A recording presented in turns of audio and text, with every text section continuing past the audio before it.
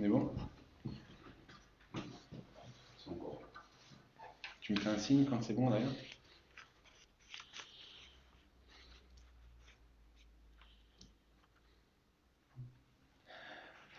Bonjour à tous et bonjour à toutes. J'ai le plaisir de vous retrouver aujourd'hui pour ce troisième Facebook Live que le mouvement Notre Saint-Denis organise depuis la fin du confinement. Nous nous sommes retrouvés une première fois, notamment avec Cathy Bontin, qui est le professeur Jean-Daniel Lelièvre, pour évoquer les suites de l'épidémie et la question de la reprise de l'école. La semaine dernière, nous avons eu l'occasion d'échanger avec, vous étiez très nombreux autour de la question à proprement parler, du redémarrage de la démocratie, de la campagne du deuxième tour d'élection municipale qui, je vous le rappelle, aura lieu le 28 juin, donc dans moins de 3 semaines maintenant.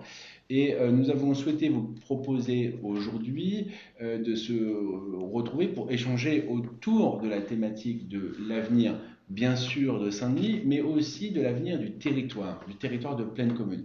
Pour cela, je voulais vous présenter, avant de commencer, les intervenants de ce soir. Bien sûr, ma colistière, amie et collègue au département, Nadège Grosbois, qui est vice-présidente en charge de l'insertion au département. J'ai souhaité qu'elle soit à nos côtés ce soir parce que la question du développement économique et de l'insertion est cruciale pour l'avenir du territoire.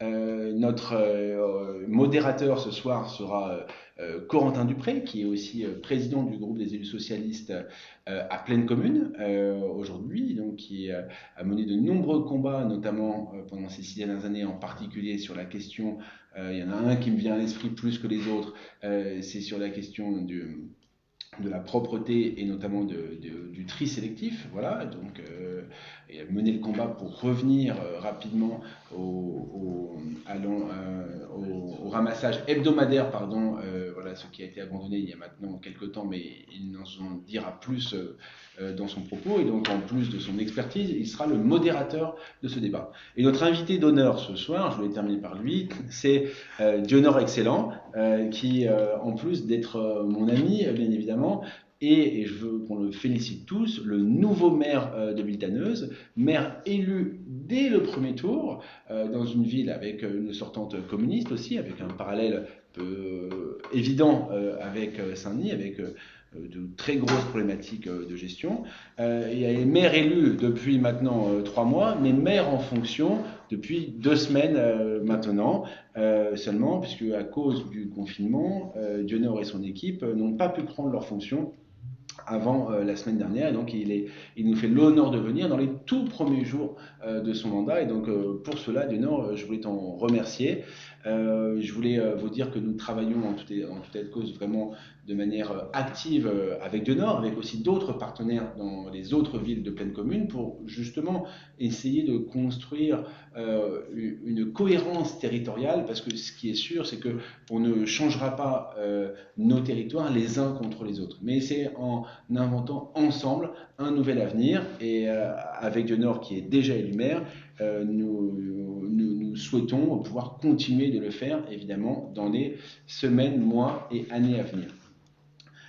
Avant de commencer et d'ouvrir le débat sur un certain nombre de questions, vous avez, comme d'habitude, un certain nombre d'entre vous ont posé des questions en amont de ce Facebook Live et nous les ont envoyées, mais je vous invite, je le redis tous et toutes, à ne pas hésiter à interagir en direct par les différents canaux de communication, le plus simple étant le chat de ce Facebook Live, et à poser des questions, ou même à dire quand vous êtes d'accord ou pas d'accord, voilà, et on essaiera d'en retranscrire un maximum d'entre elles pour interagir avec vous en direct, au-delà des quelques questions qui ont été posées préalablement. Mais avant de rentrer dans le sujet de ce soir, je voulais qu'on prenne un moment pour, ici avec vous, rendre hommage à George Floyd. Nous avons été quelques-uns, nombreux. Il y a un rassemblement à Paris ce soir. Il y a eu 5 points de rassemblement à Saint-Denis, qui n'était pas, forcé de le constater, très très bien organisé, mais l'essentiel était la volonté des participants et des participantes de témoigner de leur hommage face à l'assassinat, il faut bien qualifier les choses comme telles, de George Floyd.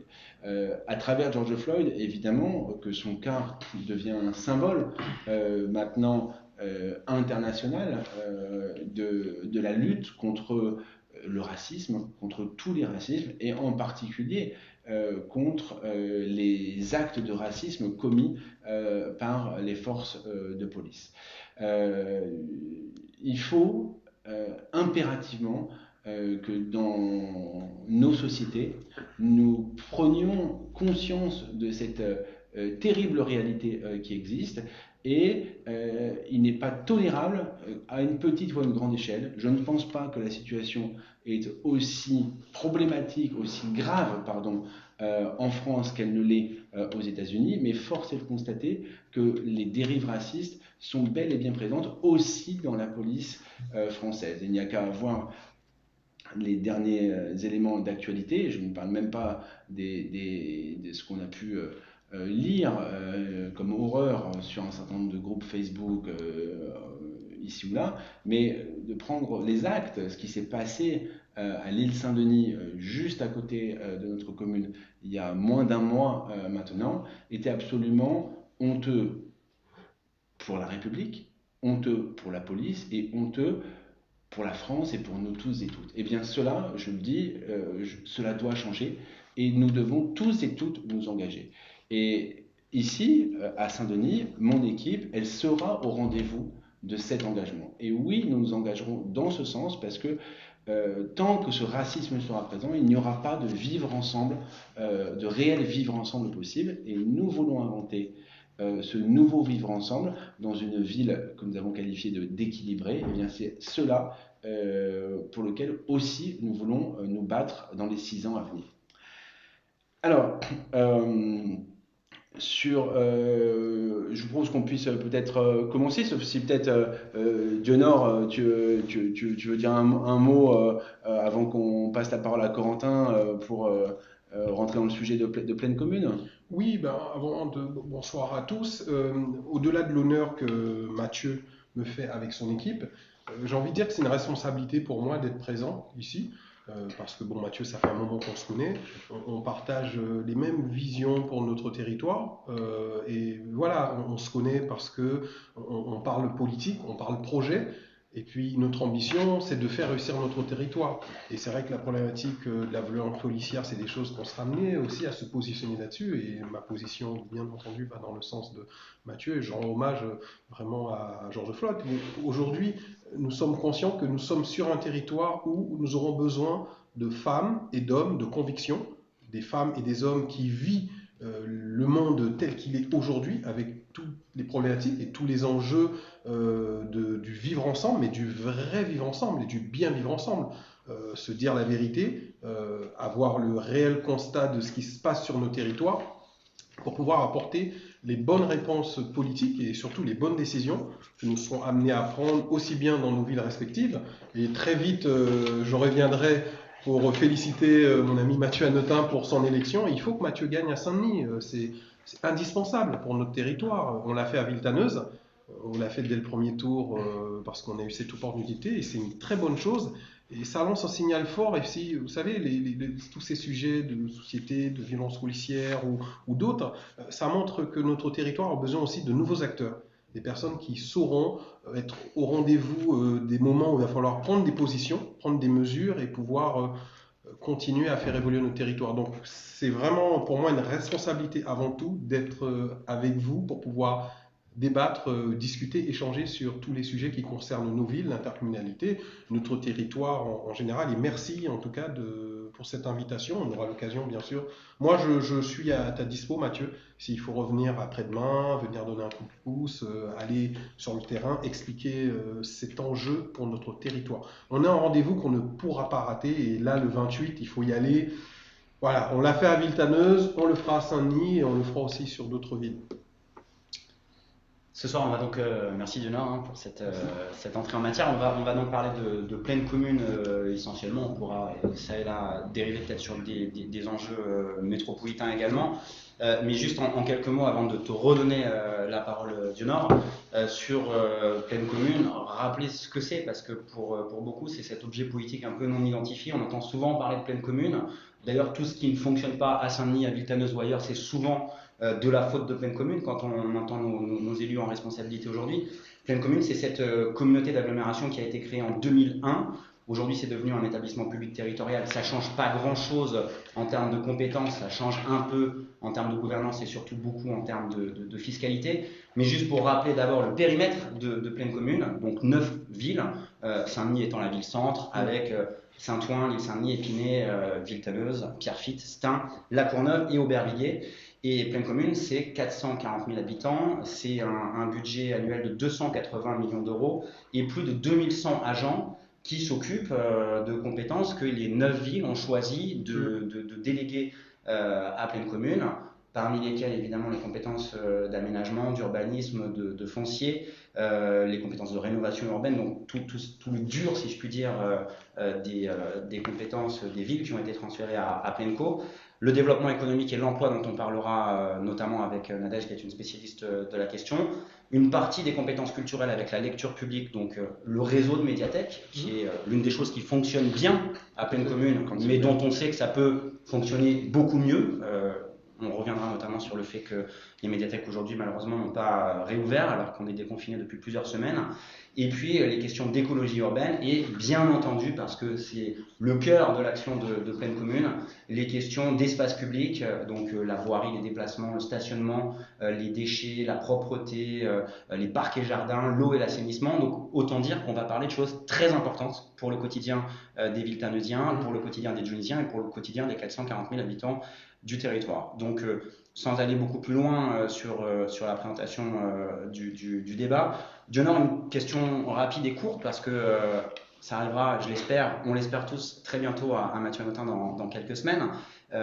Donc toi, tu as été élu maire le 15 mars, mais tu n'es maire, puisqu'on a été confiné pendant de longs mois, tu n'es maire que depuis 15 jours. Est-ce que tu peux nous dire en quelques mots à quoi ressemblent les premiers pas d'un maire nouvellement élu qui entend incarner une alternative à la gestion qui l'a précédée?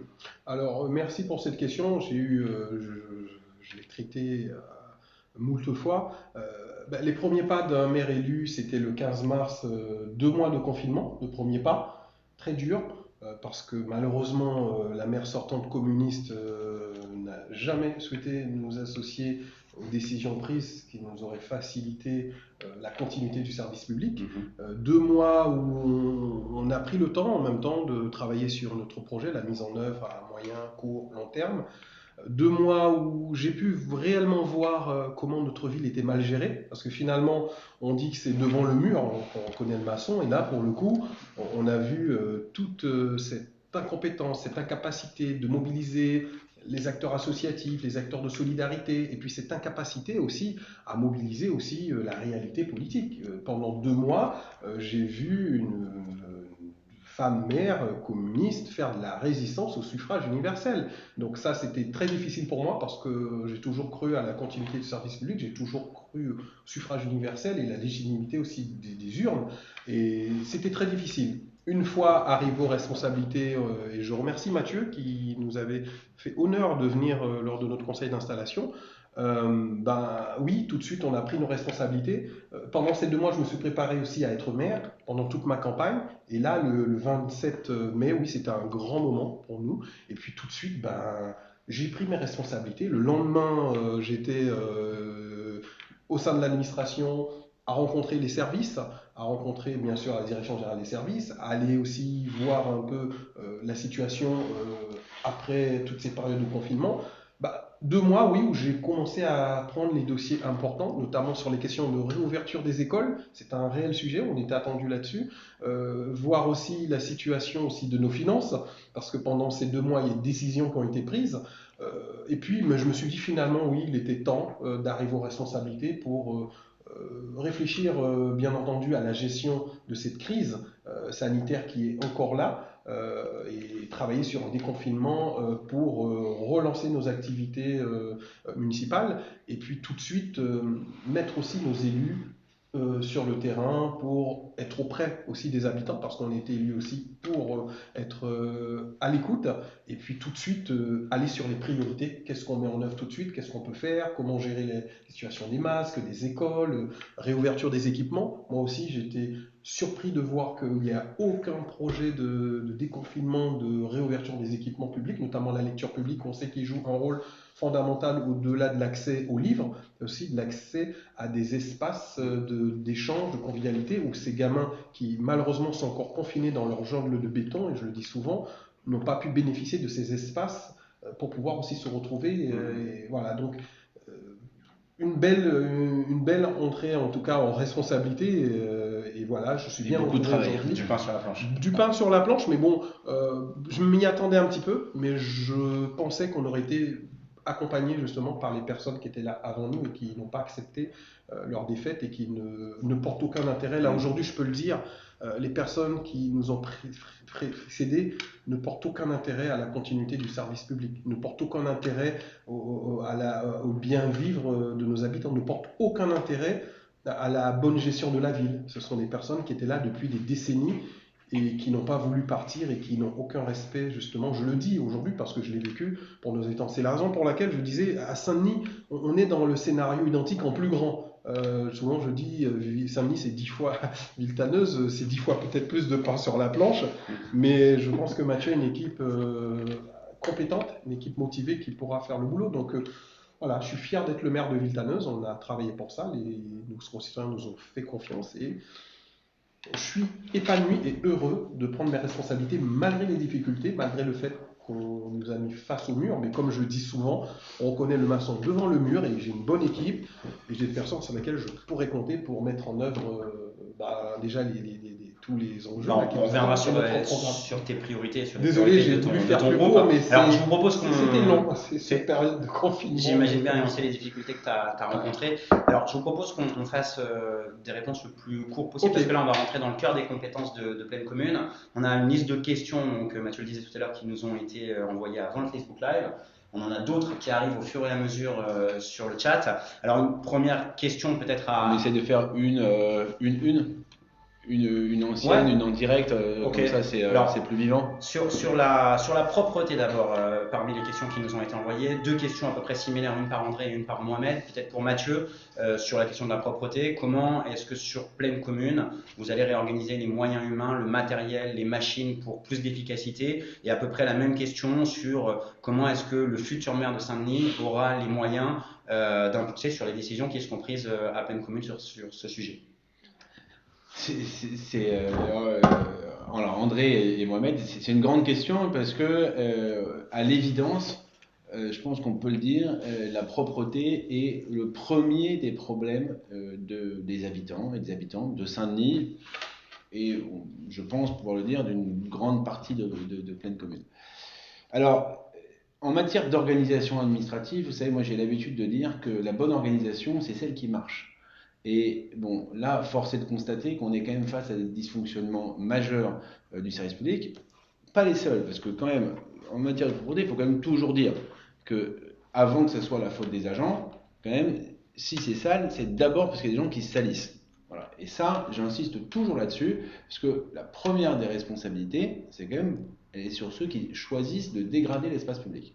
Donc là, ça veut dire qu'on ne pourra pas envisager une politique de propreté, sans avoir une politique de responsabilité individuelle beaucoup plus importante, et disons-le, avec des sanctions, et des sanctions pour ceux et celles qui dégradent de manière complètement abusive l'espace public.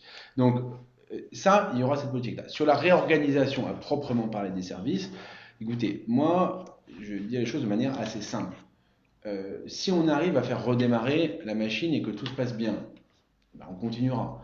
Mais j'ai tendance à penser, comme un certain nombre de mes collègues, de gens qui sont et se font de responsabilité, que tout ce qui est du ressort de la proximité, le nettoyage des rues, l'enlèvement de dépôts sauvages, devrait plus être géré par les maires demain que par le niveau territorial. Parce que plus on éloigne en termes de proximité, la décision concrète, et qui mieux que les maires et leurs adjoints sont sur le terrain tous les jours. Voilà, donc moi j'ai tendance à penser ça. Après, la forme administrative, honnêtement, c'est pas dans le temps de la campagne électorale qu'il faut le traiter. Il y a plusieurs solutions qui sont envisageables. Mais clairement, sur ce sujet de la proximité, et donc notamment du nettoyage des rues, je souhaite rendre du pouvoir. Je souhaite que les maires aient demain le pouvoir de décider pour ce qui concerne leur commune, tout simplement, parce que je suis convaincu que c'est les meilleurs acteurs pour le faire. Après, problématique du nettoyage, il y a beaucoup d'autres choses. Il y a le ramassage, où là on est quand même, c'est vrai, dans des logiques où la mutualisation a beaucoup de sens, et il faudra qu'on continue, je pense, avec les maires qui seront nouvellement élus, à réfléchir à la bonne adéquation. Peut-être une question à Nadège également qui nous a été posée par Pierre, et puis après je reviendrai sur les questions qui nous ont été posées en direct. Toujours sur la propreté, mais avec un focus tout particulier sur des lieux qui cristallisent beaucoup de mécontentement, les parcs, les jardins, les quais, sur lesquels Pierre nous dit que la situation est invivable. Comment est-ce qu'on peut améliorer la situation dans ces espaces ? Moi, je pense que évidemment la propreté, elle doit concerner l'ensemble des aménagements de la ville. Mais je comprends pourquoi effectivement on a cette question, parce qu'à Saint-Denis, on le ressent davantage dans les parcs, on le ressent quand on est sur des espaces publics comme les espaces de la gare, etc. Donc il faut qu'on mette vraiment l'accent, si on est élu le 28 juin prochain, qu'on mette vraiment le paquet immédiatement sur cette question-là. Et notamment, on sait que les gens avec le déconfinement vont avoir davantage envie de profiter de ces parcs, de ces jardins, etc. C'est notre devoir à nous de faire en sorte qu'on puisse bien les accueillir dans ces parcs-là, puisqu'on sait que les gens qui ont jeté davantage de masques, de gants, etc. ont aussi accentué ça, on l'a beaucoup vu à Saint-Denis. Donc il faudra évidemment qu'on soit vigilant, peut-être encore plus dans ces espaces-là. Et moi qui suis dans le quartier de la gare, je sais de quoi je parle. Et sur les quais, oui, ça faisait partie de la question aussi, évidemment, que les quais qui vont être empruntés aussi davantage par les vélos pendant les semaines qui viennent, et pendant les mois, peut-être les années qui viennent, soient davantage aussi bien encadrés sur le sujet de la propreté. Peut-être juste pour rajouter un mot, parce qu'il y a une dimension qu'on n'a pas évoquée avec Nadège sur la reprise en main, de la ville, c'est que moi je suis aussi convaincu que, j'ai parlé de sanctions pour ceux qui dégradaient, mais je pense que la reprise en main, elle se fera aussi de manière positive avec les habitants et les habitantes qui veulent se réapproprier leur quartier, leur immeuble, leur rue, et on prendra une initiative dès le mois de juillet, si nous sommes élus, avec tous les citoyens et citoyennes qui veulent s'engager pour améliorer leur cadre de vie. D'habitude, on dit qu'on fait un grand ménage de printemps, et bien là, avant de partir en vacances, on invitera tous ceux et toutes celles qui le souhaitent, et ce sera les élus qui seront en première ligne, à faire un grand ménage d'été, dans la ville, un grand ramassage, une grande mise au propre de notre ville. Et on le voit encore ces derniers jours, j'ai vu des vidéos sur Facebook, j'ai vu un citoyen qui n'en pouvait plus dans le parc de Jeter, qui lui-même tout seul est allé ramasser des déchets qui traînaient. Je crois que je l'ai vu sur le groupe Je vis à Saint-Denis 93 200 93 210 qui d'ailleurs permet de faire circuler cette information locale régulièrement, et c'est bien parce que ça permet de mettre en valeur tous ces citoyens et citoyennes qui s'engagent. Et bien voilà, ce monsieur devant vous là, je ne le connais pas, mais je veux vraiment le remercier pour son action, et je veux lui dire à lui et à tous ceux et à toutes celles comme lui qui veulent s'engager que nous créerons ce cadre, et nous le créerons bien sûr tout au long du mandat, mais dès le mois de juillet, pour afficher que c'est une priorité, eh bien nous lancerons une grande action au mois de juillet sur ce sujet-là. Et sur ce sujet, si je peux me permettre, il y a le sujet aussi du tri sélectif.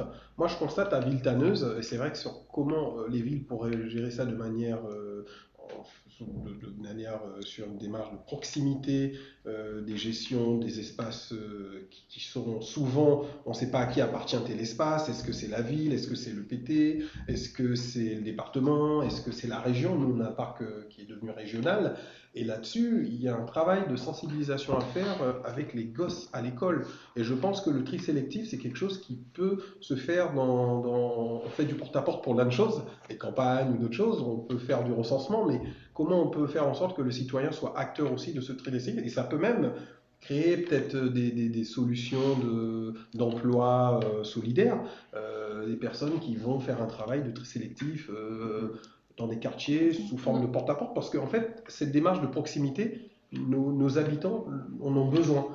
Il faut venir sonner aux portes, il faut venir expliquer.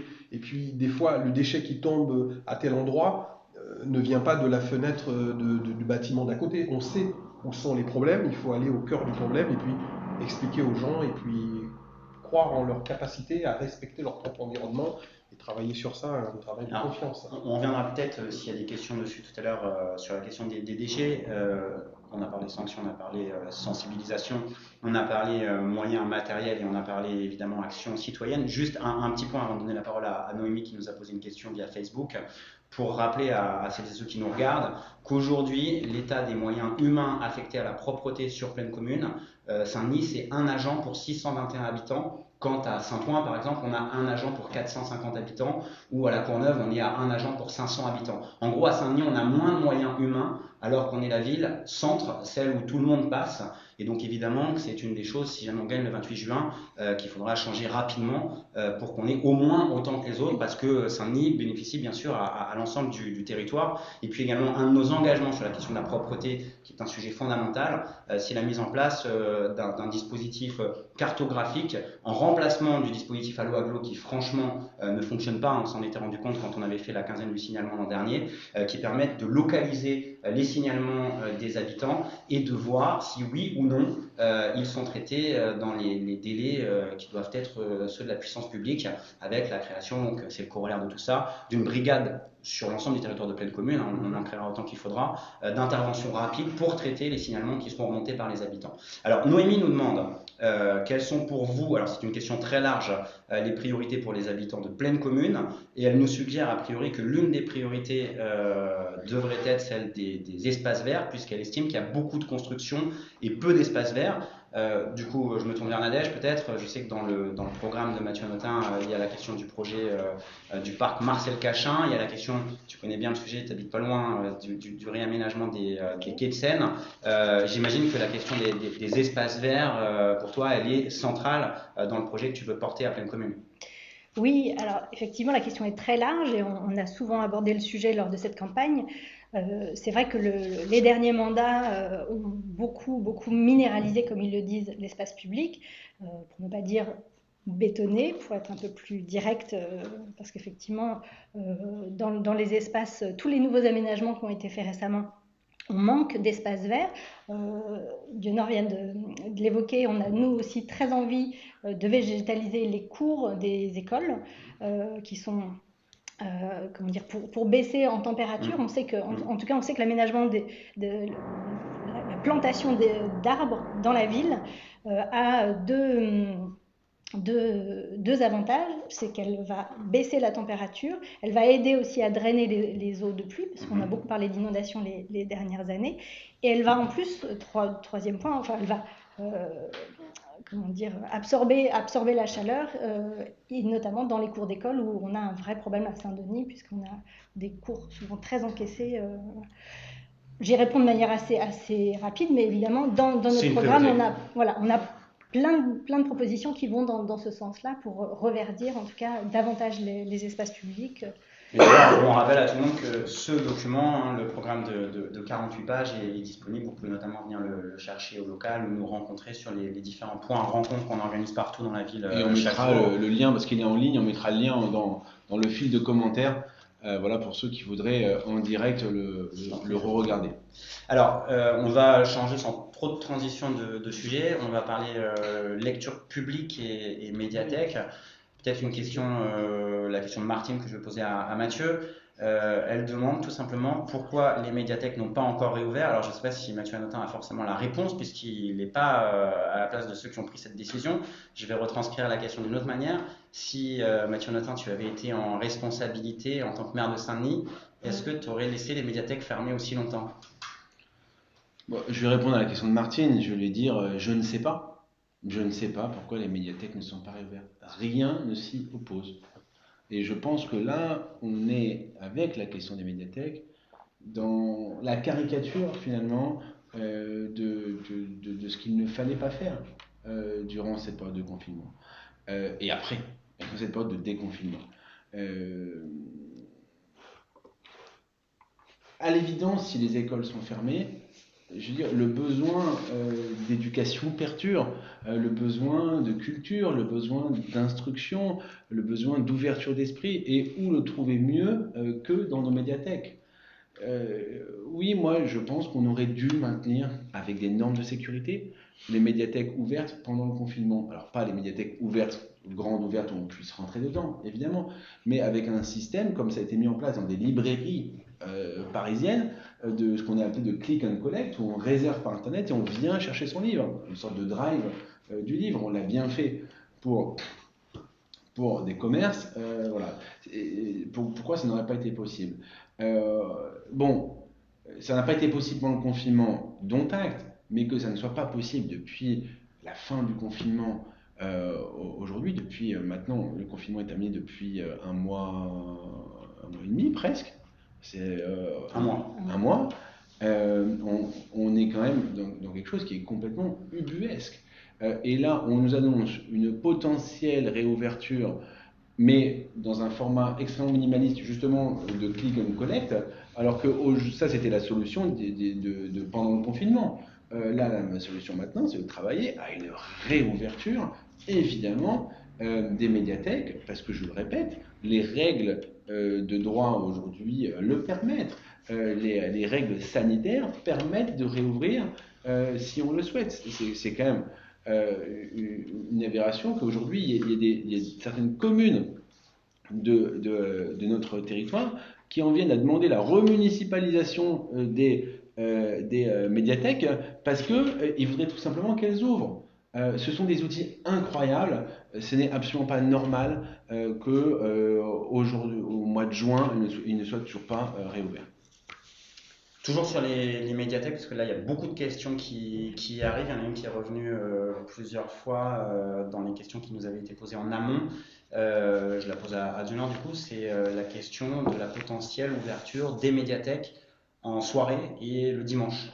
Alors moi je suis assez à l'aise pour en parler parce que avant d'avoir été élu à Plaine Commune en 2014, j'étais conseiller intercommunal, j'étais avant agent des médiathèques de la lecture publique. J'ai eu l'occasion de travailler à la Courneuve, à Villetaneuse sur 2 médiathèques. Et c'est une demande qui est récurrente, qui n'est pas d'aujourd'hui. Et il y a toujours eu cette volonté, notamment à Villetaneuse, ville universitaire, des personnes qui souhaitaient tout simplement pouvoir avoir accès aux fonds, pour notamment le fonds universitaire, parce que vous savez qu'on est aussi une ville étudiante, et puis on est un territoire où la bibliothèque de Saint-Denis est enfermée le week-end, la bibliothèque de Villetaneuse universitaire est enfermée, et c'est vrai qu'en termes d'offres d'ouverture de médiathèques, notamment pour des étudiants, je sais que tous les étudiants ne peuvent pas s'acheter, par exemple ceux qui sont en droit, tous les codes actualisés, ça coûte super cher. Et vraiment, c'est une aberration. Les gens, ils sont là toute la sainte journée, ils tournent en rond, ils ne peuvent pas toujours avoir accès aux bibliothèques qui sont à Paris ou autres, au bourg ou d'autres. Franchement, ce sont des jeunes adultes qui, on pourrait très bien imaginer sur la base du volontariat. Il y a des agents qui souhaiteraient travailler aussi les week-ends, voire le dimanche, en sachant que le service public ne s'arrête pas le dimanche, encore moins le samedi à 17h ou à 15h ou tout le temps pour certains. Donc je pense que là c'est un vrai sujet. En tout cas, moi personnellement, à Villetaneuse, quand Mathieu sera en responsabilité, quand les élections du 2e tour seront passées, je pense que c'est un réel sujet qu'il va falloir porter et voir dans quelle mesure. Et puis la responsabilisation de nos concitoyens, c'est aussi peut-être créer des systèmes d'ouverture où le citoyen devient responsable. On n'a pas tout le temps besoin de quelqu'un qui surveillerait. Les gens ne vont pas partir avec les bouquins, hein.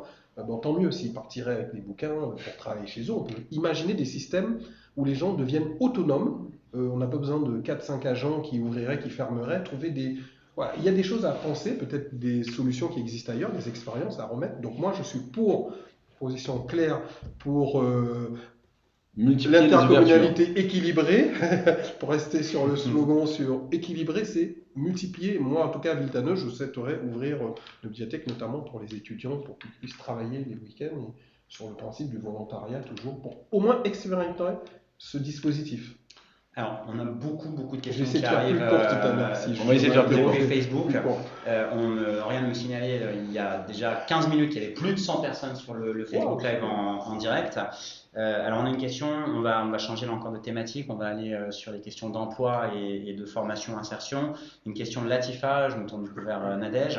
Que comptez-vous faire pour les jeunes sans emploi déscolarisés qui n'ont aucune information et donc pas d'accès aux ressources qui peuvent être mises à leur disposition? Elle parle des jeunes effectivement qui sont en recherche d'emploi. Ouais, sans emploi, déscolarisés, donc en voie d'insertion. Ouais. En tout cas, il y a plusieurs choses. C'est-à-dire que nous, on a l'objectif avec Pleine Commune Saint-Denis aussi déjà de favoriser l'emploi local. Donc ça va concerner évidemment aussi les jeunes. On va avoir des outils qui existent, qui sont très performants. Aujourd'hui, Pleine Commune, je ne critique pas ce principe-là parce qu'ils ont des outils qui sont très performants. Nous, on regrette au département que Pleine Commune ne s'appuie pas suffisamment sur les savoir-faire en termes d'insertion et de clause sociale. Ils en font, mais ils le font un peu de leur côté. Et voilà, on pourrait faire les choses ensemble, on pourrait davantage travailler ensemble, sachant qu'au département, on fait beaucoup de choses pour l'insertion des jeunes notamment. Enfin, on travaille, on fait un certain nombre de propositions. Donc, dans ce cadre-là, on a très envie, j'ai envie de lui répondre un peu sous cet axe-là, même si on a plein de possibilités, mais on peut renforcer déjà les liens qui existent avec le département, avec Mathieu, en tout cas, on aura la possibilité de le faire. Ensuite, favoriser l'emploi local. On a un réseau très fort sur le territoire. C'est un peu un des sujets, l'économie sociale et solidaire au département. On a de très beaux projets sur le territoire et qui vont employer de plus en plus, avec en plus les projets qui arrivent, notamment les Jeux Olympiques, les grands chantiers. Comme on va favoriser dans nos marchés le travail avec ces entreprises-là, on a bon espoir que ça puisse aussi bénéficier aux jeunes du territoire. Enfin, on fait déjà un gros travail de préparation de ces marchés. Et effectivement, si je veux être synthétique, je pourrais en dire beaucoup plus, mais si je veux être synthétique, c'est un petit peu comme ça qu'on pourrait lui répondre. On essaiera de toute manière de compléter autant que possible et vous serez les bienvenus au local si vous voulez approfondir ces sujets. On va essayer de traiter un maximum de questions, donc merci pour l'effort de synthèse, Nadège, que tu as fait et que Mathieu et Denard feront dans les prochaines réponses. Un mot juste sur l'emploi quand même pour dire, en complément de ce que dit Nadège, que au-delà des systèmes existants, il va y avoir les 4 années qui viennent vont être faites de très nombreuses opportunités avec l'arrivée des Jeux Olympiques sur le territoire, des Jeux Olympiques et Paralympiques.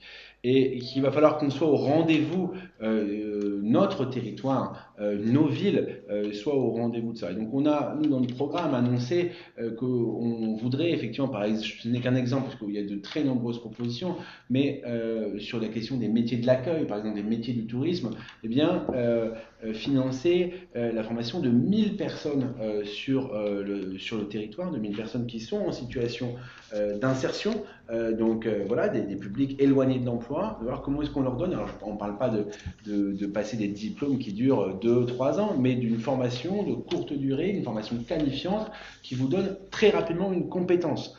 Eh bien ça, honnêtement, je pense que en faisant ça, on met une vraie pierre dans la potentialité aussi pour un certain nombre d'habitants qui sont éloignés de l'emploi d'y revenir. Voilà, ce n'est qu'un exemple parmi tant d'autres, mais contextualisons tout ça avec les Jeux Olympiques et Paralympiques, c'est-à-dire qu'il faudra agir très vite pour que ça profite concrètement, les Jeux Olympiques et Paralympiques, au territoire bien sûr, mais surtout aux habitants et aux habitantes de Saint-Denis et de l'ensemble de Villetaneuse et de l'ensemble des villes du territoire.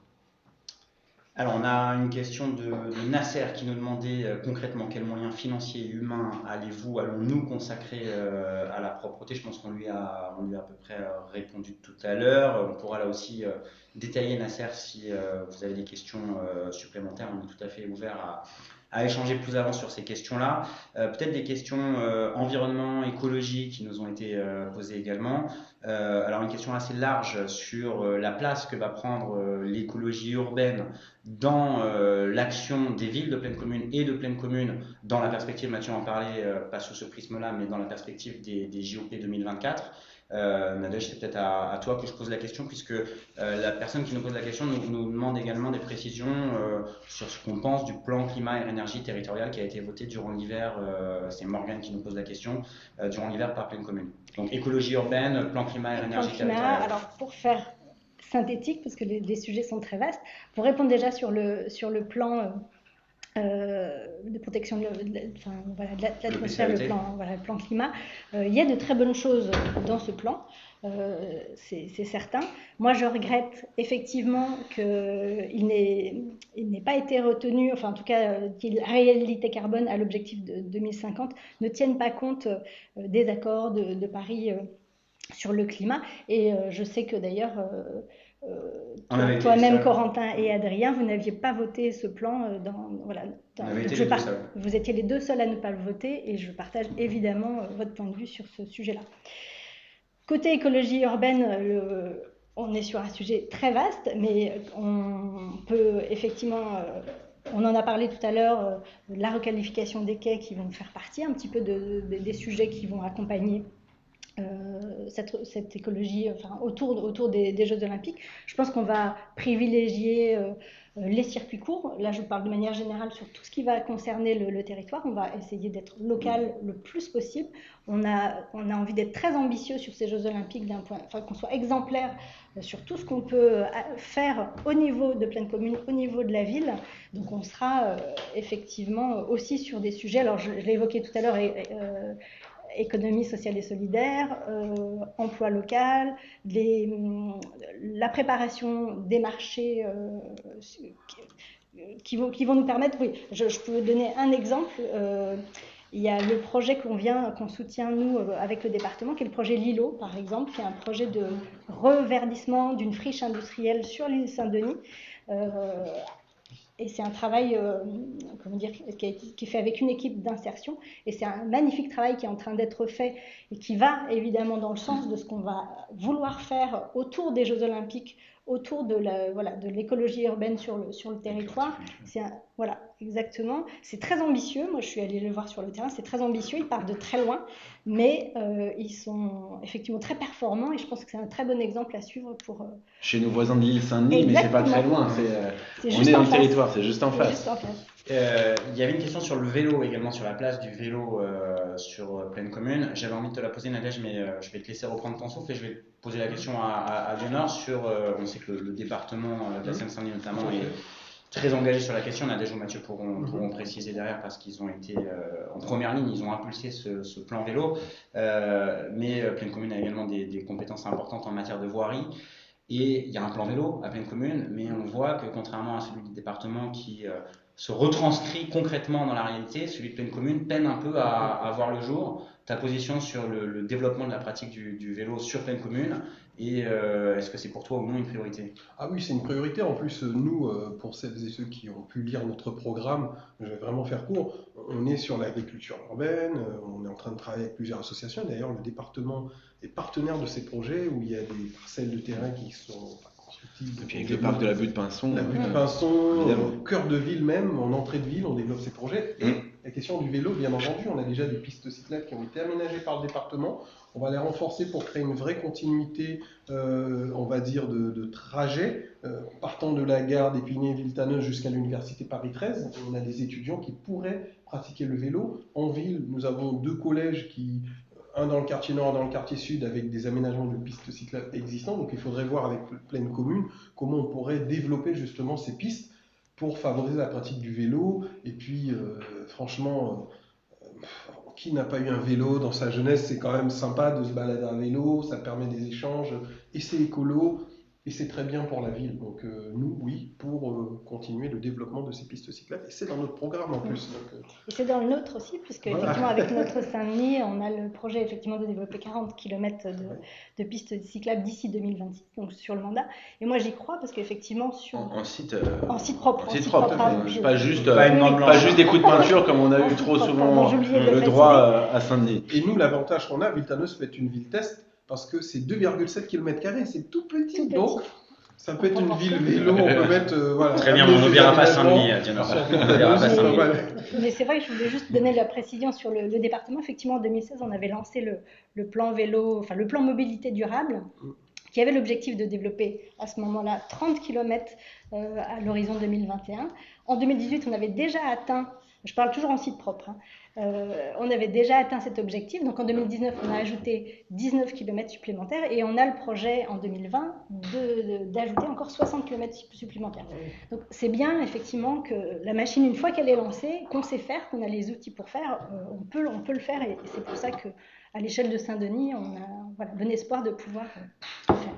Alors, juste avant de poser d'autres questions, une toute petite précision là-dessus, parce qu'on a parlé infrastructure, donc les pistes en site propre qui sont indispensables, notamment pour mieux mallier les voiries structurantes du département.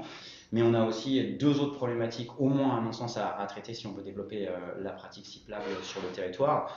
D'abord, la question de la sanction, des mauvais comportements des automobilistes qui empiètent souvent sur les pistes cyclables. Moi, je suis un usager régulier et je prends souvent, par exemple, l'avenue Romain Rolland pour aller au parc Georges Valbon. Enfin, il n'y a pas une fois où il n'y a pas au moins 2 ou 3 voitures qui empiètent sur cette piste cyclable. Donc là, clairement, il faudra sanctionner ces comportements parce que les voies cyclables, elles sont pour les cyclistes. Et il faudra le faire respecter. Et puis il y a un autre sujet qui est la question du stationnement de son vélo. Et on a beau développer des pistes cyclables, si on n'a pas de lieu où stationner son vélo en toute sécurité, ça restera un frein. Et donc clairement, il va falloir le développer dans l'ensemble des infrastructures publiques, je pense aux écoles, aux bâtiments municipaux, mais également sur l'espace public avec des dispositifs innovants de type Vélobox par exemple, qui doivent permettre à chacun et à chacune de pouvoir se mouvoir sans aucun problème sur un territoire. En plus, le territoire de Plaine Commune, il a une chance, c'est qu'il est tout plat, donc on peut aller très très facilement de l'extrême nord de Villetaneuse à l'extrême sud de Saint-Denis. Il n'y a aucune difficulté géographique, topographique du moins à ça. Après, il faut que le parcours du combattant devienne un parcours apaisé et permettre à chacun d'avoir une alternative à la voiture. À l'exception notable de la butte Pinceron, comme on l'a évoqué précédemment. C'est vrai, exactement. Mais ça, c'est pour les grands cyclistes. N'est-ce pas, monsieur Dupré? Alors, on va aborder des sujets qui fâchent, en tout cas qui fâchent beaucoup d'habitants de Plaine Commune. En tout cas, ceux qui sont concernés par cette question, c'est la question des parkings de stationnement. Donc, c'est une compétence, encore une fois, le stationnement de Plaine Commune, une compétence qui a été déléguée, enfin en tout cas pour laquelle Plaine Commune a confié la gestion des parkings publics à des groupements privés, notamment Indigo. T'es pas concerné, Léonard, parce qu'il n'y a pas de parc de stationnement privé Indigo sur Villetaneuse, mais en tout cas il y en a plusieurs à Saint-Denis, Basilique, République, il y en a à Place du 8 mai, il y en a à la Porte de Paris, il y en a à l'université, enfin bon, il y en a plusieurs. Et on peut le dire, la question qui nous est posée, elle est assez neutre. Qu'allez-vous faire pour les parcs de stationnement privés qui sont en délégation? Franchement, la situation est assez désastreuse pour certains d'entre eux. Qui a posé la question? La question, c'est Benjamin. Bon, je vais m'adresser à vous directement, Benjamin, et à travers vous, je veux répondre et m'exprimer pour l'ensemble des Dionysiens et des Dionysiennes. La situation est proprement scandaleuse. Voilà. Je n'ai pas de mots pour qualifier l'ignominie des parkings de Saint-Denis. Cela doit changer, ce n'est plus possible. Donc là, je vais m'adresser à vous, bien sûr, mais je vais aussi m'adresser à ceux qui sont les titulaires de la délégation de service public, qui sont les titulaires du contrat qui a été signé, notamment Indigo en particulier. Cette situation doit cesser.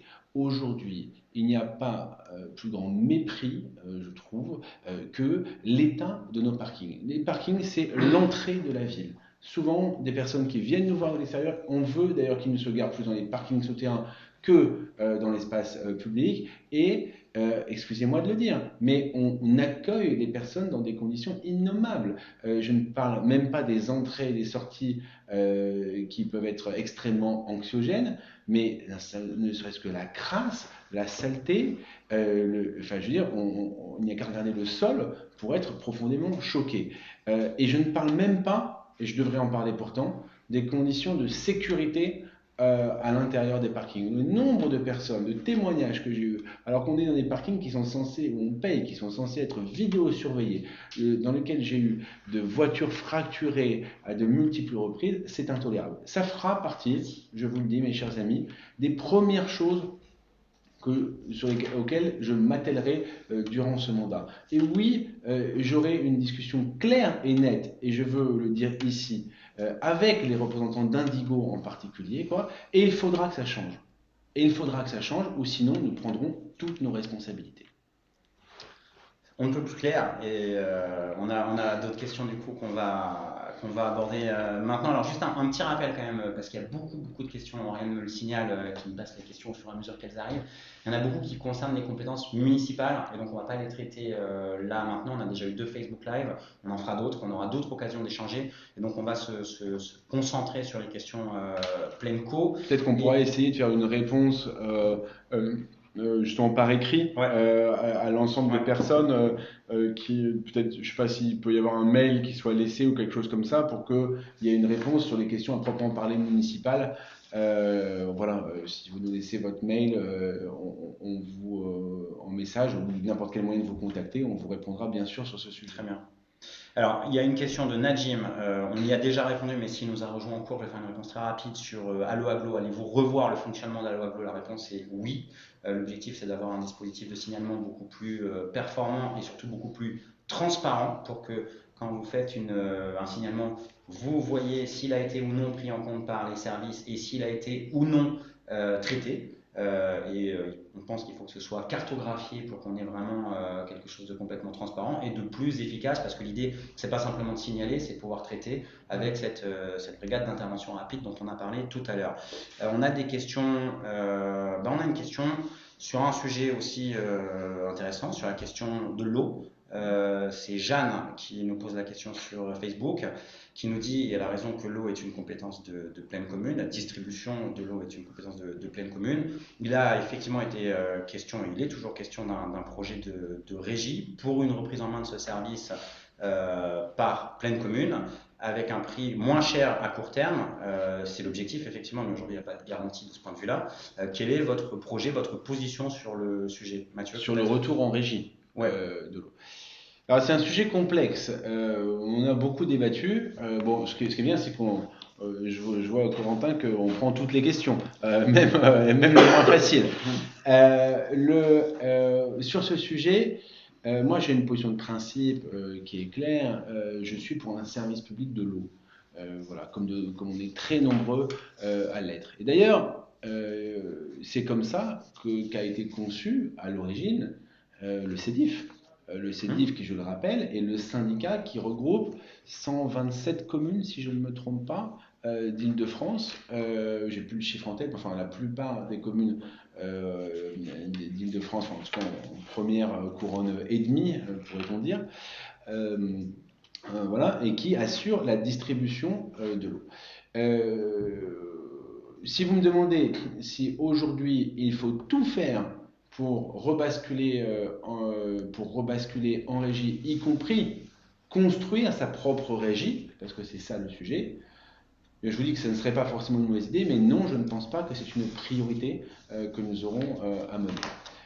Pas une priorité, parce que cela nécessiterait des investissements extrêmement lourds qui viendraient gréver toutes les capacités d'investissement qui sont pour moi beaucoup plus prioritaires, les investissements sur les pistes cyclables, sur les routes, sur la construction d'écoles, sur la construction de médiathèques et tout ce qu'on peut imaginer justement de parcs et jardins, de végétalisation pour améliorer la qualité de vie dans les espaces publics. Donc nous avons une approche assez simple, c'est que nous souhaitons un retour en régie publique de la gestion de l'eau, mais je pense que cette régie publique doit être reprise en main directement par le CEDIF. Il a été créé pour cela à l'origine, avant qu'il organise lui-même une délégation de service public dont le titulaire est aujourd'hui Veolia. Voilà, et que cette question se posera l'année prochaine. Parce que la concession arrive à son terme l'année prochaine. Donc voilà, l'hypothèse d'un retour en régie, moi j'y suis extrêmement favorable. L'hypothèse de la création d'une régie à l'échelle de pleine commune, et enfin, que dis-je pleine commune, parce que de 6 des 9 villes de pleine commune. De 6 des 9 villes de pleine commune, elle ne me paraît pas ni raisonnable financièrement, ni souhaitable, parce que je crains qu'à la fin des fins, cela signifie une seule chose, c'est l'augmentation du coût de l'eau pour les habitants, ou alors une baisse de la qualité, et je pense que personne ne souhaite aller sur aucune de ces deux options. Juste pour préciser en 20 secondes sur cette question, parce qu'il y a un groupe de travail qui s'est réuni à échéance très régulière, associant les usagers, les collectifs citoyens et les élus des différents groupes politiques. La question a été creusée, elle continue de l'être. Enfin, il y a un certain nombre d'études, d'analyses et de simulations qui ont été proposées à ce comité de suivi. Et effectivement, il y a des investissements colossaux qui sont nécessaires à la création d'une régie publique sur le territoire des 6 communes de pleine commune qui sont concernées, puisque Épinay, Saint-Ouen et La Courneuve ont fait le choix de réadhérer au CEDIF. Et en tout état de cause, les simulations qui nous étaient proposées faisaient soit état d'une augmentation du tarif pour l'usager, ce qui est évidemment pas entendable dans la période pour nos concitoyens, soit, et c'est également très problématique, pour essayer de parvenir à un semblant d'équilibre, faisait état d'une baisse du rythme de maintenance, c'est-à-dire qu'au lieu de faire les travaux nécessaires au bon entretien du réseau, faire en sorte qu'il n'y ait pas de fuite, eh ben, il fallait que les travaux soient davantage espacés, et donc ça se traduisait par une baisse de la qualité de service pour les usagers.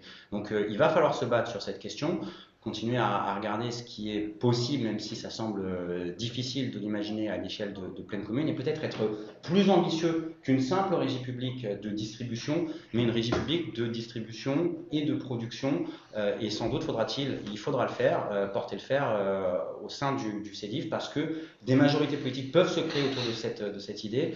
L'eau, c'est un commun, et je crois qu'aujourd'hui c'est communément admis, et il faut se battre. D'autres collectivités à grande échelle l'ont fait, y compris des collectivités, je tiens à le dire, qui sont dirigées par des maires qui ne sont pas de gauche, qui ont fait le choix du service public. Et donc je pense à Nice, Nice Métropole, présidée par Christian Estrosi, je pense qu'on doit être en capacité de convaincre celles et ceux qui étaient frileux jusqu'ici que la régie publique à l'échelle du CEDIF, c'est la solution pour les usagers, pour un service public de meilleure qualité.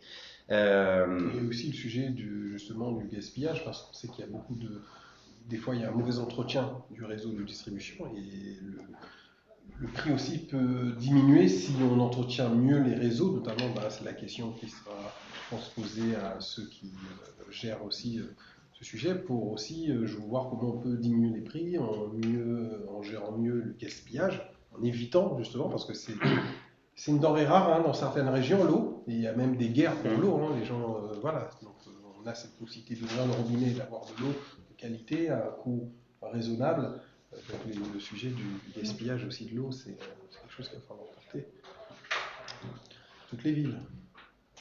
Alors il y a beaucoup de questions, je regarde, qui traitent plus particulièrement des questions de compétences municipales. Il y a une question très intéressante, mais extrêmement complexe, sur le millefeuille administratif. Moi, j'aime pas ce terme, mais en tout cas, on nous dit quels sont les rôles, selon vous, comment doivent se répartir les rôles entre le département, la métropole et le PT, donc pleine commune, qui doit faire quoi, et peut-être que la crise sanitaire qu'on a vécue, où les collectivités ont plus ou moins montré leur capacité à répondre aux besoins des usagers, peuvent déjà nous donner de premiers éléments de réponse.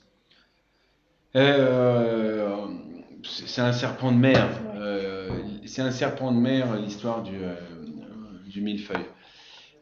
Souvent, on a dit qu'il fallait supprimer le millefeuille parce que ça empêchait de mener des grands projets.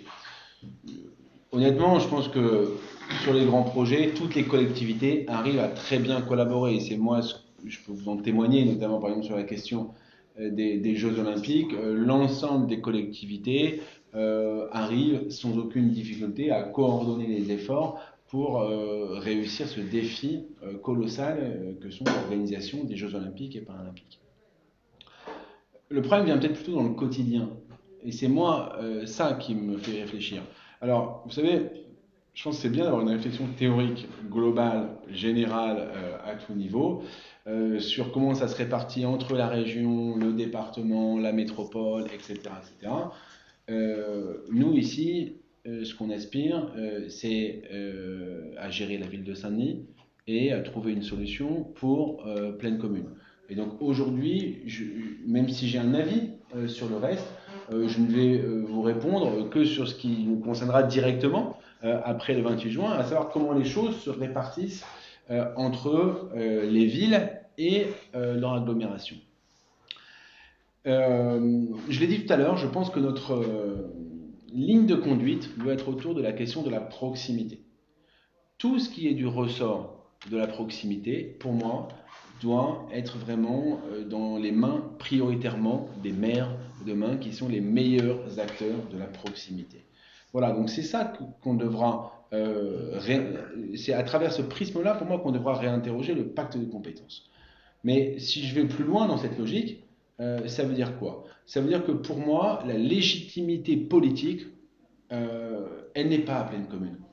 La légitimité politique, le suffrage universel, il s'est exprimé pour élire des maires et des équipes et des adjoints au maire. Et donc il faut peut-être demain réinventer Plaine Commune en revenant aux sources. C'était celle finalement d'un outil de coopération plus qu'une superstructure qui déciderait de tout à la place des gens, y compris des fois avec des bases démocratiques tout à fait relatives. Mais donc, moi, je veux reconnecter les citoyens à leur réel pouvoir avec le vote. Voilà, donc ils ont une influence directe sur leur maire, et donc leur maire doit pouvoir assumer les compétences de proximité. Qu'après, on réfléchisse de manière intelligente, parce qu'on partage un territoire de vie, cher Dieu Nord, et avec l'ensemble des autres villes, à tout ce qu'on peut mutualiser pour que ça nous coûte moins cher, à tout ce qu'on peut mutualiser pour qu'on soit plus efficace. On parlait de propreté tout à l'heure. Évidemment que l'achat de matériel, par exemple, évidemment qu'il faut continuer à mutualiser. Évidemment que ça ne doit pas porter sur les communes, en particulier sur la tienne, qui est une commune de petite taille. Et là, la solidarité, elle doit s'exprimer. Évidemment que, par exemple, sur la question des routes, la construction d'axes structurants, ça doit être Plaine Commune qui s'en occupe.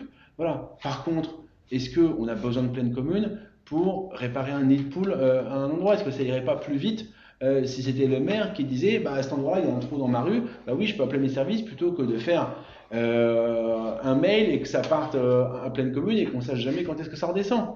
Voilà, c'est cette logique-là que moi, d'efficacité, que je voudrais affirmer demain dans les relations entre Plaine Commune et les villes.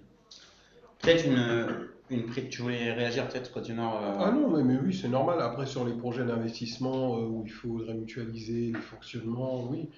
Dans le sujet piscine, je sais que c'est quelque chose qui est vraiment important parce que si ça permet on voit par exemple la lecture publique, c'était nécessaire. Ça permet d'avoir un réseau des médiathèques qui et des fonds, des fonds, et puis être sur des médiathèques de proximité toujours, et d'être sur des fonds plus universitaires, plus larges. Oui, c'est un vrai sujet. Et puis de toute façon, la proximité sera toujours la meilleure gestion locale. Et puis les modes de gouvernance changent en fonction aussi du suffrage exprimé aux élections municipales. Donc les maires aussi sont à même à porter les sujets. En tout cas, moi, je viendrai toquer Allo Aglo pour nous aider sur nos projets d'investissement, bien entendu, et aussi de fonctionnement de certains équipements qui peuvent être quand même lourds pour les charges d'une ville, notamment des petites villes. Dernière chose, peut-être juste pour dire, parce qu'il y avait dans la question une autre dimension, c'est que évidemment que dans les mois et années à venir, la collaboration la plus fine à l'échelle du département entre les villes du territoire, entre le territoire lui-même et le département, elle doit être la plus fine, la plus directe, la plus efficace possible. On a besoin du département à Saint-Denis et le département a besoin de Saint-Denis et de Plaine Commune. Voilà, pour se dire les choses franchement, je pense, avec Nadège, avec Stéphane Trousset qui nous soutient, que nous ne sommes pas les moins bien placés pour organiser cette relation de confiance entre notre territoire et le département. C'est aussi, je pense, une vraie raison et un des vrais enjeux de cette élection, c'est d'arriver enfin à avoir une normalisation des relations entre nos villes et le département, avec un seul objectif, c'est du mieux dans le service public pour tout le monde. Alors, peut-être avant les toutes dernières questions, parce qu'on a déjà dépassé l'heure qu'on s'était fixée, une petite précision, parce qu'on a eu plusieurs questions sur le logement et notamment sur le fonctionnement de Plaine Commune Habitat. On va réorganiser des Facebook Live et je pense qu'effectivement la question pourra faire partie des questions à traiter. Donc je m'excuse auprès de notamment Kadi et Fatou, dont les questions ont été notées et qu'on posera le moment venu à l'occasion d'une future réunion dématérialisée. Je pense que Adrien Delacroix, qui est administrateur de Plaine Commune Habitat, pourra lui apporter des réponses éclairées et ce sera évidemment une priorité pour nous. Peut-être, il y a une question, là aussi on s'attendait à ce qu'elle soit posée, sur la future gouvernance de Plaine Commune, et elle est directement, alors je ne sais pas qui la pose, mais elle est directement posée à Mathieu Hanotin. Si vous êtes élu, est-ce que vous briguerez ou pas la présidence de Plaine Commune? Peut-être avant de poser cette question-là qui me paraît un peu prématurée, mais enfin Mathieu répondra, Dionor aussi peut-être d'ailleurs pour y répondre, Nadège aussi, pourquoi pas.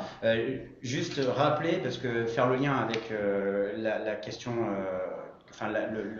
le sujet que soulevait Mathieu sur la gouvernance de Plaine Commune. Effectivement, on n'élit pas, c'est pas le citoyen, c'est pas le dionysien, c'est pas le viltanosien qui élit les conseillers de territoire. C'était pourtant le cas en 2014, souvenez-vous, le scrutin était fléché, on avait sur le bulletin de vote un certain nombre de candidats qui étaient fléchés pour siéger à Plaine Commune. Là, cette fois-ci, les seuls candidats, c'est un peu technique, mais c'est important de le savoir, qui sont fléchés sur les bulletins de vote, sont ceux qui vont siéger à l'intercommunalité. Et donc l'intercommunalité, dans la loi aujourd'hui, c'est la métropole, c'est plus Plaine Commune. Plaine Commune, comme les 11 autres anciennes intercommunalités, c'est un établissement public territorial dont les délégués sont élus par le conseil municipal. C'est le premier ou le deuxième conseil municipal du mandat, au cours duquel, dans chacune des 9 villes, on désigne ses représentants. Et donc Plaine Commune aujourd'hui est administrée par 80 conseillers de territoire. Saint-Denis en compte 22. Villetaneuse, Dionor, c'est 2, l'île Saint-Denis, c'est 1. C'est fonction du poids démographique de chacune des communes.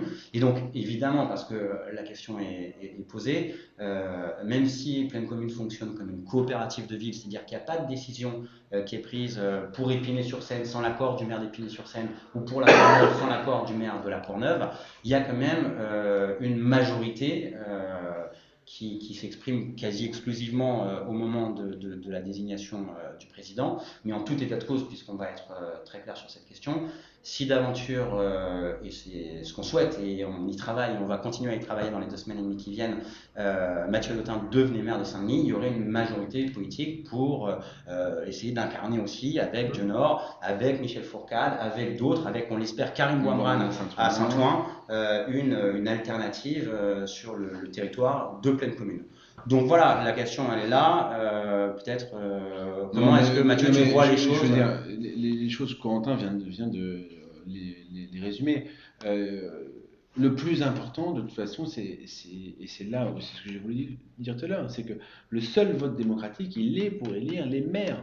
Voilà, et donc moi, je ne m'intéresse qu'à ça. Aujourd'hui, parce que le vote est le 28 juin, à l'évidence, il faudra trouver une solution pour voir comment est administrée et avec qui Plaine Commune.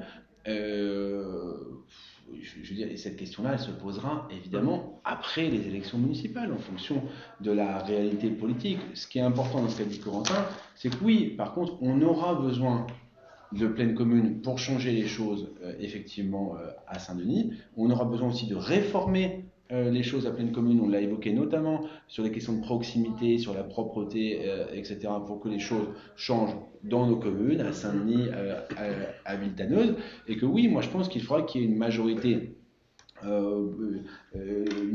demain, une majorité de progrès, une majorité de gauche qui a envie de ce changement. Dans toutes les villes du territoire, à Aubervilliers, à Saint-Denis, à Villetaneuse, etc., etc., etc. À Saint-Ouen, comme tu l'as dit, à l'île Saint-Denis. Et voilà. Et moi, je souhaite que cette majorité de changement à pleine commune, où il y ait une nouvelle approche aussi dans l'outil de coopération, eh bien, elle soit la plus large possible. Après, qui fera les choses voilà, eh bien, écoutez, il faudra effectivement en discuter publiquement et assumer les choses tranquillement dans sérénité, mais au moment où ça viendra, c'est-à-dire évidemment après les élections municipales. Tout à fait. Bon, moi, sur cette question, franchement, on aura cette belle opportunité de construire une coopérative de ville équilibrée. Et ça, c'est important. Pourquoi? Parce que, comme je disais tout à l'heure, on a construit des relations de confiance avant tout.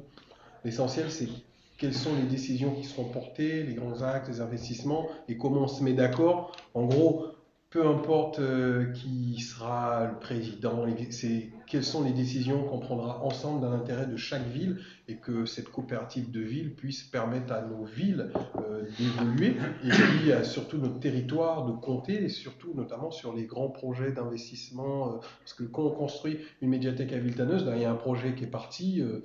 La première part a été posée malheureusement pas par moi, mais j'aurai l'opportunité d'inaugurer cette médiathèque avec mon équipe. C'était porté aussi par LPT, par pleine commune. Après, tant qu'il y a les projets sont portés, c'est l'intérêt de nos habitants avant toute chose.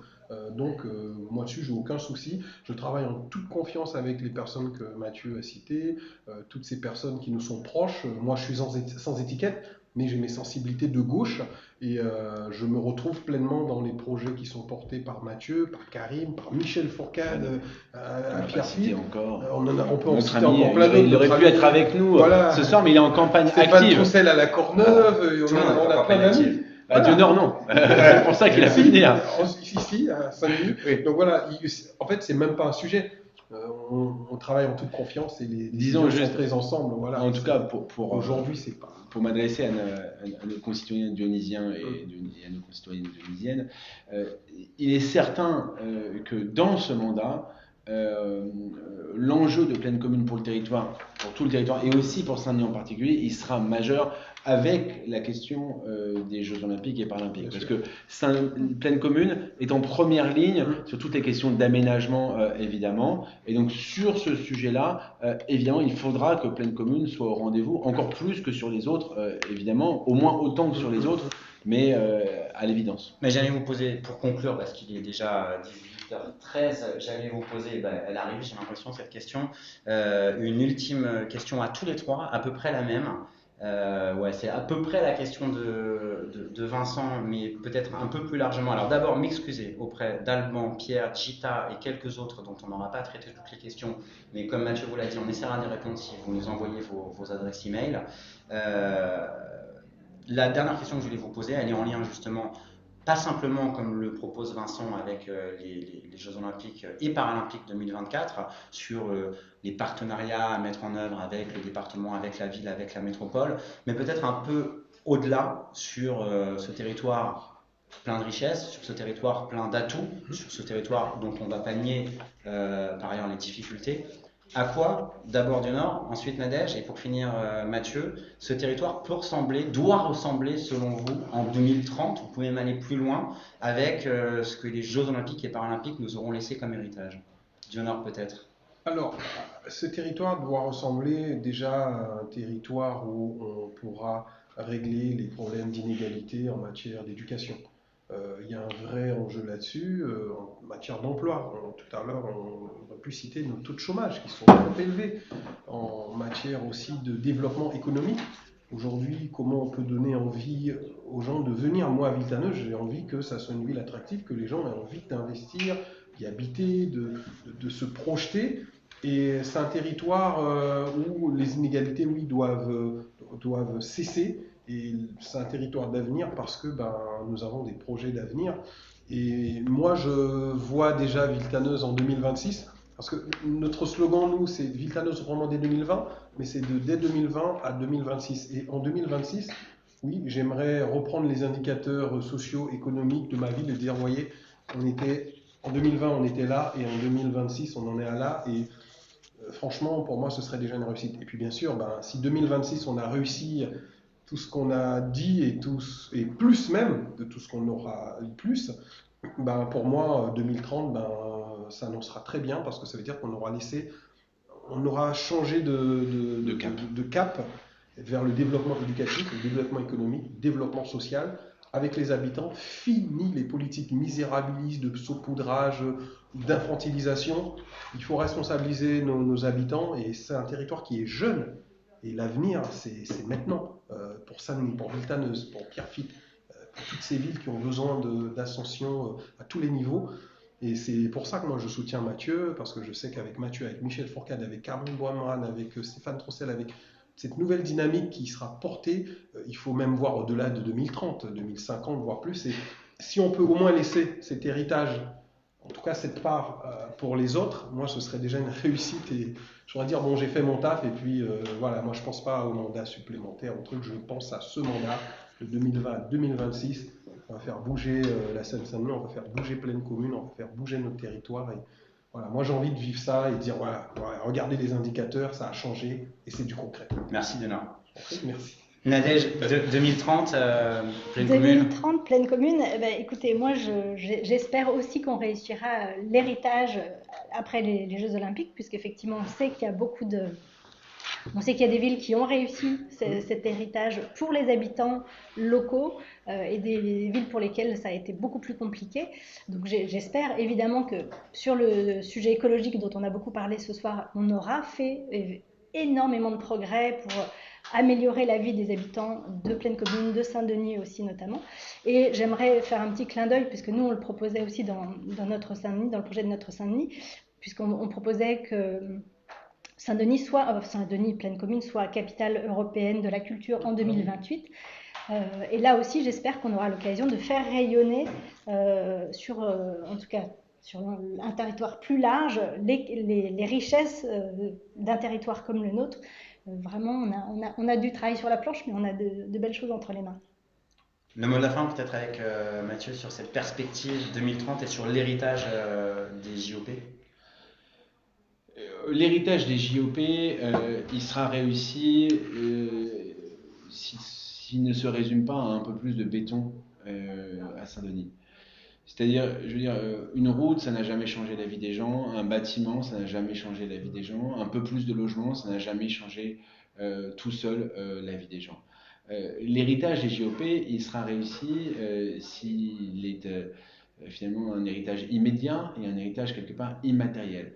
L'héritage des JOP, et c'est comme ça finalement que je pourrais dire moi surtout que ça rejoint l'ensemble de notre perspective en termes de politique publique, il sera réussi si la qualité de vie des habitants s'améliore. Et je pense qu'on a, vous savez, trop souvent oublié le quotidien. On a trop souvent oublié les petits problèmes de qualité de vie des gens au profit de grands projets divers et variés. Et souvent, mes prédécesseurs communistes, je pense qu'ils ont pensé que en faisant couler toujours un peu plus de béton, la vie allait mécaniquement s'améliorer. Eh bien, je ne le pense pas. Je suis même convaincu du contraire. Oui, je veux que dans 10 ans, Plaine Commune, Saint-Denis, soit synonyme de mieux vivre, soit synonyme de plaisir urbain, soit synonyme d'apaisement.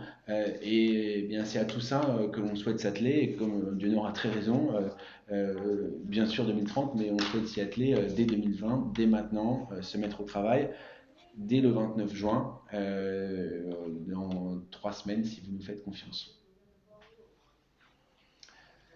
Je vous dis à tous et à toutes, en tout cas, à très bientôt. C'était un plaisir. Il y avait encore plus de monde aujourd'hui que lors des précédentes initiatives. On refera probablement mardi prochain, on vous confirmera tout ça par les réseaux sociaux. On abordera en tout cas, si c'est mardi, mais sinon on fera la date la prochaine fois, la question de l'évolution de notre programme pour les élections municipales, parce que finalement, suite à la crise sanitaire du Covid, nous avons souhaité retravailler notre équipe, mais aussi avec de nombreux partenaires, pour ajouter une brique supplémentaire au programme que je remontre, qui est ici, que vous avez en lien dans le fil de commentaires et que je vous invite à consulter, pour lui rajouter une brique finalement sur savoir comment est-ce on pouvait rendre la ville plus résiliente face on ne va pas le souhaiter, mais si demain il devait y avoir une nouvelle crise majeure, sanitaire, une nouvelle pandémie, etc. Donc, voilà, comment est-ce qu'on améliorait la résilience de cette ville, de notre ville, avec à la fois des éléments de moyen terme et des éléments d'extrêmement court terme que vous pouvez retrouver sur les réseaux sociaux que nous avons commencé à déployer depuis 3-4 jours maintenant, qu'on a appelé dans une petite série dès cet été. Qu'est-ce que nous ferons dès cet été avec notamment la gestion de la fin de la crise sanitaire et de comment est-ce qu'on sort de cette crise sanitaire pour que la vie reprenne et pour qu'on retrouve avec plaisir notre ville. Voilà, merci à tous, je vous dis à mardi prochain et surtout n'oubliez pas, le 28 juin, tous aux urnes pour construire ensemble un avenir meilleur.